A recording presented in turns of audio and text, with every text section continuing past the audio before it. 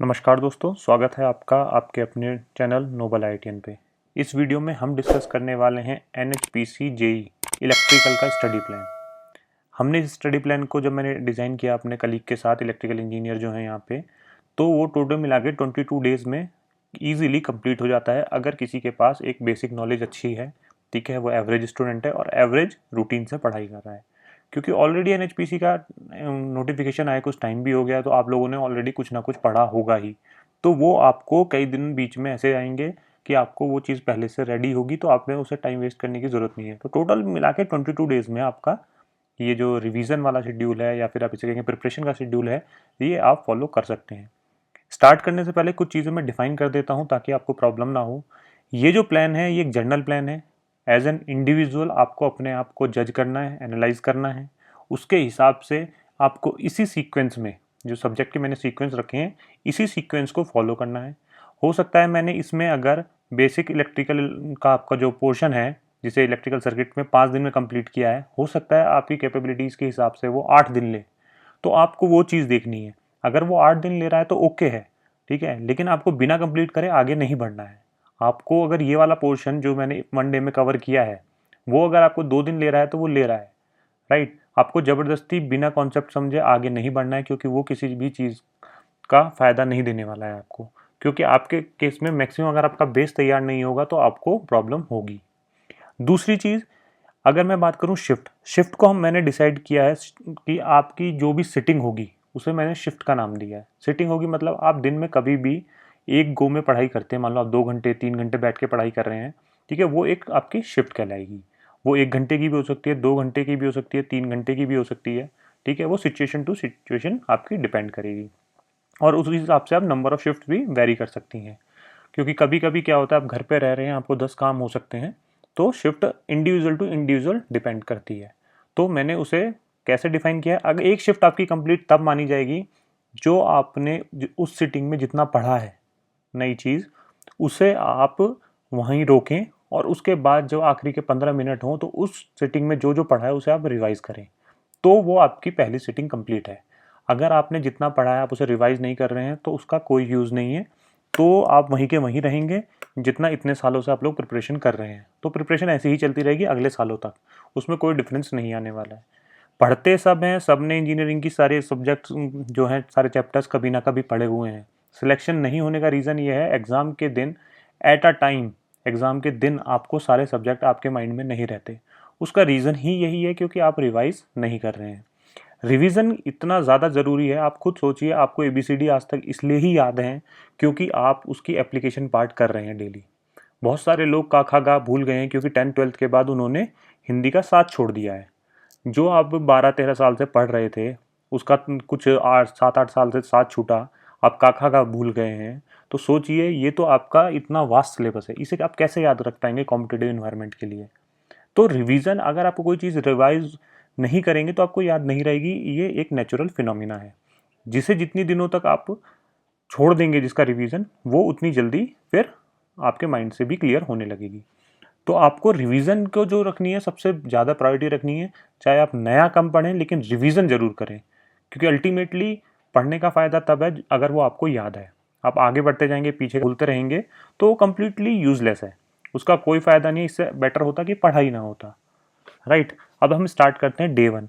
Day 1 की बात करें तो डे 1 में आपको सबसे पहले जो करना है बेसिक कॉन्सेप्ट। ये जो सिलेबस हमारे सर ने बनवाया है, उन्होंने पूरे का पूरा रेफरेंस लिया है SSC JE previous year questions को। उन्होंने उनके हिसाब से एडवाइस थी कि एसएससी जेई की मेडीजी की जो आपकी बुक आती है प्रीवियस ईयर क्वेश्चंस की, आप लोग उस बुक को ज़रूर बोरो करें। उसका रीज़न बिल्कुल सही लगा मुझे कि अगर आप कॉम्पिटिटिव इन्वायरमेंट में हो, आप पीडीएफ पे जिंदा हो, तो शायद आप का जैसे वर्चुअल चल रहा है, सारी चीज़ें डिजिटल चल रही हैं, तो आपका सिलेक्शन भी वर्चुअल ही रह जाना है अगर आप पीडीएफ पे ही जिंदा है। क्योंकि अगर आपके पास एक क्वेश्चन बैंक नहीं है हार्ड कॉपी में, ना आप उसे हाईलाइट कर रहे हैं कि क्या क्या चीज़ें आपको नहीं आती हैं जिसे रिवीजन की ज़रूरत है, पीडीएफ मिल जाने से आप 10 जगह अपने पैसे खर्च कर सकते हैं, लेकिन आप मोबाइल के डाटा में भी पैसे खर्च करते हैं। अगर आपको कंटेंट 200 300 500 रुपये की अगर आप बुक नहीं खरीद सकते अपने फ्यूचर के लिए, तो ये सोचने वाली बात है। आपको वो हार्ड कॉपी ज़रूर खरीदनी चाहिए। एसएससी जेई के प्रीवियस ईयर क्वेश्चन की मेडीजी का रिकमेंडेशन इसलिए, थोड़ी वो स्टैंडर्ड मानी जाती है, उसमें उम्मीद की जाती है कि गलतियां थोड़ी कम होंगी। आपके पास एसएससी जेई की इलेक्ट्रिकल इंजीनियर की प्रीवियस ईयर क्वेश्चन की हार्ड कॉपी में बुक होनी चाहिए, क्योंकि पूरे का पूरा सिलेबस उसी के अकॉर्डिंग डिज़ाइन करवाया सर ने। मेडी जी की बुक में सबसे पहला जो चैप्टर आता है वो आता है बेसिक, जो आपका सर्किट है, बेसिक कॉन्सेप्ट का चैप्टर। ठीक है, आपको उस बेसिक कॉन्सेप्ट वाले चैप्टर में थ्योरी करनी है और एसएससी जेई के प्रीवियस ईयर के क्वेश्चंस करने हैं। वो लगभग 250-300 क्वेश्चन है, तो एक दिन में बहुत नॉर्मल है, बहुत ही बेसिक क्वेश्चन है वो। आपको पहले से भी चीज़ें आती होंगी, आपको जस्ट क्या करना है, क्वेश्चंस की प्रैक्टिस करनी है और बिल्कुल बेसिक बेसिक चीज़ें पढ़नी है। उसमें क्या है, शायद मेरे अकॉर्डिंग जो मुझे पता है, उसमें आपको mass of proton, mass of electron, resistance, resistivity, conductivity, conductance, effect of temperature on resistance, temperature coefficient, star delta conversion वगैरह है, व्हीटस्टोन ब्रिज के बारे में है, colour coding, inductor, register, inductor और कैपेसिटर, इनसे रिलेटेड छोटे मोटे बहुत ही बेसिक बेसिक वाले क्वेश्चन है कि क्या लीनियर है, क्या नॉन लीनियर है, इस टाइप से।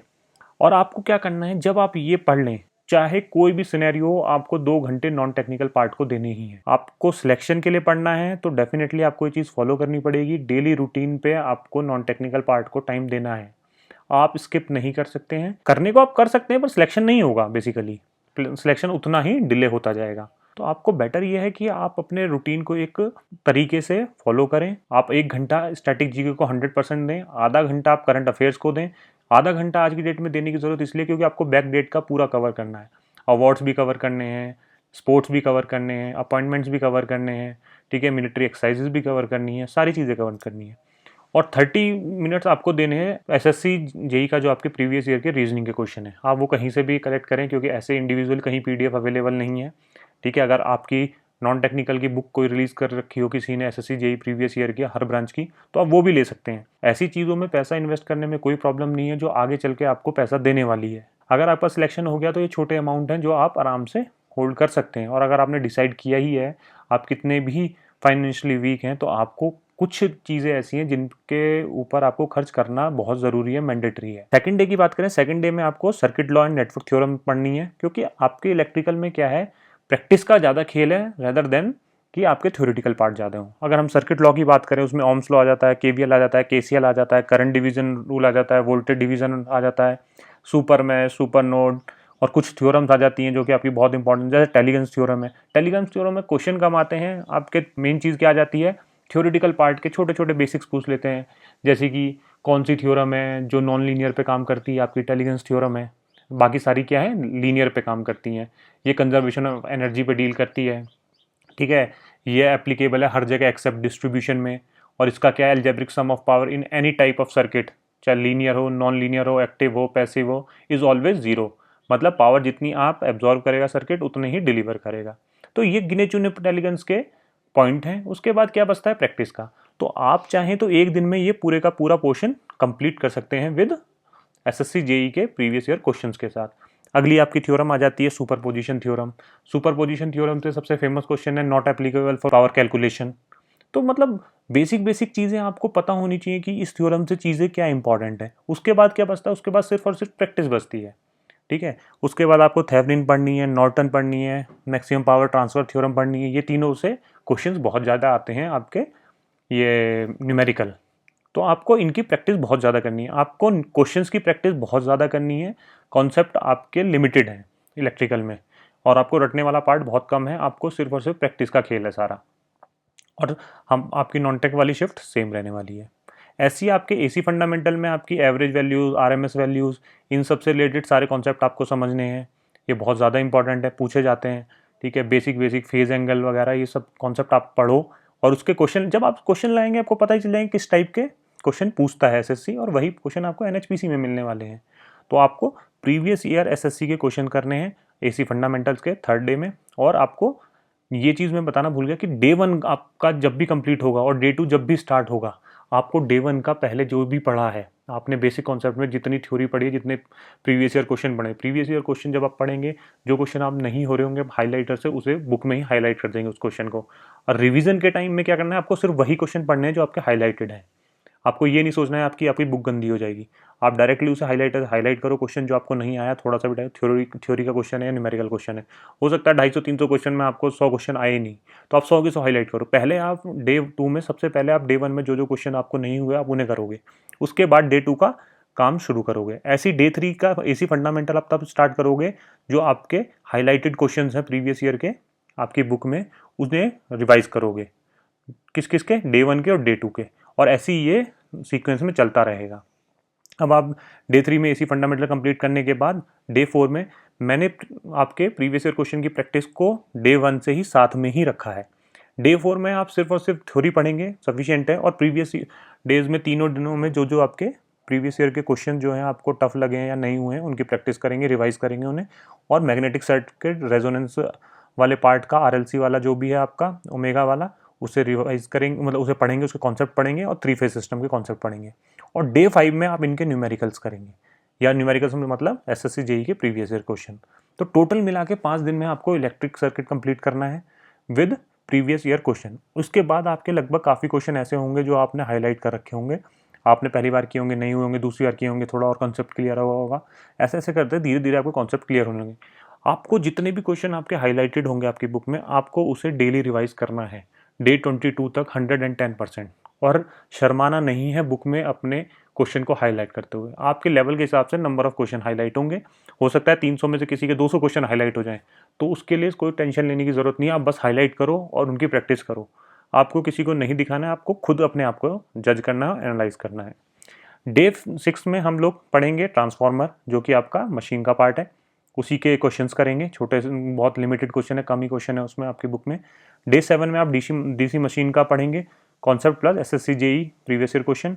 ऐसे ही डे 8 में आप 3 फेज इंडक्शन मशीन के क्वेश्चन करेंगे, कॉन्सेप्ट पढ़ेंगे। डे 9 में आप सिंक्रोनस मशीन पढ़ेंगे।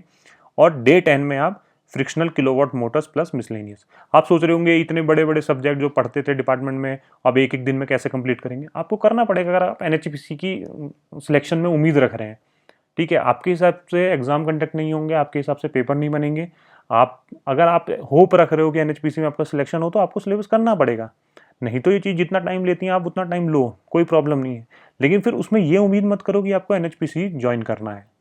ठीक है, अगर आप एक्सपेक्ट कर रहे हो कि मैं कोई ऐसा सिलेबस, मैं कोई ऐसा स्टडी प्लान आपको बता के दूं, बना के दूं कि जिसमें आपका एनएचपीसी में सिलेक्शन हो जाए, तो वो यही है। ठीक है, मैं कोई जनरल स्टडी प्लान नहीं बना रहा हूँ कि मैं आपसे कहूँ कि आप 6 महीने में प्रिपेयर करो। वो भी मैं बना सकता हूँ उनकी हेल्प से, लेकिन आप अगर एनएचपीसी की डिमांड रखेंगे और मैं 6 महीने का आपको स्टडी प्लान दूंगा, तो वो फिजिबल ही नहीं है। या तो आपको एनएचपीसी को ही टारगेट करना है, या बिल्कुल ही 2-3 महीने में जो एग्जाम आ रहे हैं उन्हें ही टारगेट करना है, तो आपको ये फॉलो करना ही पड़ेगा। और आपको इतना बेसिक क्लियर होना भी चाहिए कि आप ये इतना कर पाओ एक दिन में, राइट। आपको इसकी प्रैक्टिस करनी है। प्रीव्यू एसएससी जेई की मेडीजी की बुक को आपको फॉलो करना है, उसी क्वेश्चन करने, हाईलाइट करने, रिवाइज करने, सब कुछ उसी पे डिपेंड करता है, जब तक आपका सिलेबस कंप्लीट नहीं हो जाता। उसके बाद आपको ये, जैसी आपकी इलेक्ट्रिकल मशीन कंप्लीट हो जाती है, उसके बाद आप मेजरमेंट एंड मेजरिंग इंस्ट्रूमेंट वाला पोर्शन कंप्लीट करेंगे 3 दिन में। और साथ में नॉन टेक वाला पोर्शन विदाउट फेलियर चलता रहेगा। और रिवीजन वाला दिन की स्टार्टिंग ही ऐसे होगी कि डे 12 पे हैं तो आपको 1 से लेके 11th डे तक का रिवाइज करना है। सारे previous year question SSC JE के आपको रिवाइज करने हैं, जो भी हाईलाइटेड है। और थ्योरी के नोट्स जो आपने बनाए होंगे, जो जो थ्योरेटिकल पार्ट इंपॉर्टेंट है, आपको वो रिवाइज करना है। ऐसे डे 14 पे आप जाएंगे तो आपने यहाँ पर स्टार्ट कर दिया है अपना जनरेशन, ट्रांसमिशन एंड डिस्ट्रीब्यूशन, जिसे आप पावर सिस्टम भी कहते हैं शायद। ठीक है, उसके बाद क्या है, आपको ये टॉपिक इसके डे 14 में आपको ये टॉपिक कवर करने हैं और उसके क्वेश्चन करने हैं। डे 15 में आपको supply system, cable, insulator and mechanical design of overhead lines complete करनी है। डे 16 में ही आपको ऐसे फॉल्ट एनालिसिस वाले करने हैं, स्विच गियर वाले करने हैं। और एसएससी जेई से रिलेटेड जो जो टॉपिक दिए हुए हैं, बिल्कुल उन्हीं के टॉपिक्स का नाम यहाँ लिखा हुआ है, आपको ये बुक में दिख जाएंगे। तो आपको इसकी प्रैक्टिस करनी है। और उसके बाद जैसे ही आपके 4 दिन में पावर सिस्टम खत्म होता है, आपको डे 18 में एल्यूमिनेशन, ये जो आपका estimating and costing and UW का जो सिलेबस है वो करना है डे 18, 19 में और 20 में। ठीक है, उसके बाद आपका एक बेसिक इलेक्ट्रॉनिक्स वाला पार्ट बचता है। 2 दिन आपको बेसिक इलेक्ट्रॉनिक्स को देने हैं। इसी के साथ आपका सिलेबस कंप्लीट हो जाएगा। अगर आप, मैं पहले ही बता देता हूँ, अगर आप कोई ऐसे स्टूडेंट हैं जिसकी बिल्कुल भी तैयारी नहीं है, तो अगर आपको बेसिक इलेक्ट्रिकल में 5 दिन की जगह 8 दिन लग रहे हैं, 10 दिन लग रहे हैं, तो आप उसे टाइम को लगा सकते हैं। पर ऐसे में आप ऐसा एक्सपेक्ट मत करिए कि आप एनएचपीसी क्लियर कर लेंगे। और ना ही मेरी एडवाइस भी यही है, अगर आप फ्रेशर कैंडिडेट हैं तो आप ऐसे मत कूदिए कि एनएचपीसी ही क्लियर करना है। आप इस सीक्वेंस को फॉलो करिए, जितना टाइम आपको लग रहा है। आप ये जो रिवीजन वाला मेथड है इसे यूज़ करिए, आप अपने सिलेबस को कंप्लीट करिए। डेफिनेटली आपको NHPC नहीं मिलेगा तो थोड़े दिनों बाद आपका DSSB का एग्ज़ाम आने वाला है, थोड़े दिनों में उसका एडवर्टाइजमेंट रिलीज़ करेंगे, फिर वो एग्ज़ाम लेंगे। तो एग्ज़ाम आते रहेंगे, ठीक है। आप अपने आप को ऐसे तैयार रखिए कि आपको जो भी आगे एग्ज़ाम आए उसमें आप क्रैक करें, क्योंकि इसमें तो होना ही 30-40 लोगों का है। तो आप खाली इसे ही टारगेट बना के चलेंगे तो आप टूट जाएंगे, ठीक है। 30 का ही सिलेक्शन होना है, चाहे 50 बहुत अच्छी तैयारी करें, ठीक है। तो आप ये मत सोचिए, आप ये सोचिए कि आपको सिलेबस को कंप्लीट करके रखना है कि बाद में कोई दिक्कत ना हो। अगर आपको लग रहा है कि इलेक्ट्रिकल सर्किट 5 दिन से ज़्यादा ले रहा है तो लेने दीजिए, और किसी को लग रहा है कि हाँ ये तो मैं 2 दिन में पूरा रिवाइज कर दूंगा, तो वो आगे बढ़ सकता है सीक्वेंस के हिसाब से। जो डे 6 वाला है उसे डे 3 में ला सकता है, ठीक है। ये आपको चीज़ें पता होनी चाहिए। जितनी जल्दी आप सिलेबस कंप्लीट करेंगे उसके बाद डे 23 के बाद जितना भी आपका ये है उसका काम है सिर्फ और सिर्फ रिवाइज करना, कुछ भी नहीं छोड़ना है आपको। नॉन टेक्निकल पार्ट को एक दिन भी मिस नहीं करना है, डेली रिवाइज करना है, उसी शिफ्ट में रिवाइज करना है, ठीक है। आपको बार बार रिवीजन है, रिवीजन करते रहोगे सिलेक्शन हो जाएगा। आई होप आपको ये चीज़ समझ में आई होगी। तो इसे यहीं पर एंड करते हैं। Thank you so much.